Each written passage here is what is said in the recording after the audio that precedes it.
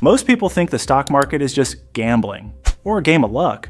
They see a ticker symbol, they see the price jumping, and they hit buy, hoping for the best. But let me tell you something. That's not investing. That's just wishful thinking. The people who consistently win in the US market, the ones who build real wealth over time, they don't guess. They have a process. Today I'm going to teach you the exact 3-step framework that professional investors use to analyze any company. If you're ready to stop gambling and start investing, keep watching. Step 1, the business model. Before you look at the stock price, or the charts or the news, ask yourself, does this company actually solve a problem? Take a company like Costco. They don't make money just by selling products. They make money through a membership model that creates massive customer loyalty. That, my friends, is what we call an economic moat. It's a competitive advantage that makes it really hard for other companies to steal their market share. When you're analyzing a stock, ask yourself, is this business still going to be essential in 10 years? If the answer is no, it's not worth your time.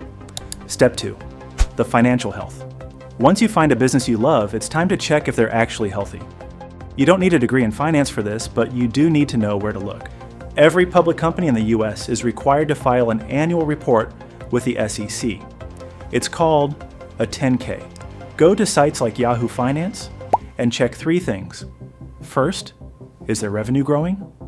Second, look at their profit margins. And third, check their debt levels. In a market where interest rates are changing, you want companies that have enough cash to handle their own debt. Think of this as the company's medical exam. Step 3, valuation. This is where most beginners make the biggest mistake.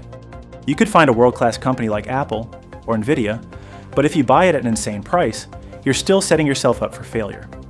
This is called valuation. Use the PE ratio. Compare it to the company's historical average. You're looking for a great company on sale, not a great company at an inflated price. Remember, the goal is to buy a dollar for 80 cents, not for $1.20. So to wrap it all up, first, understand the business model. Second, check the financial health. And third, make sure the valuation makes sense.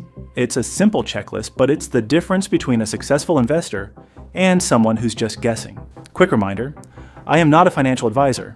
This is strictly for educational purposes. Always do your own research. If you found this video helpful, hit that like button and subscribe. What company should we analyze in the next video? Drop a comment below, and I'll see you in the next one.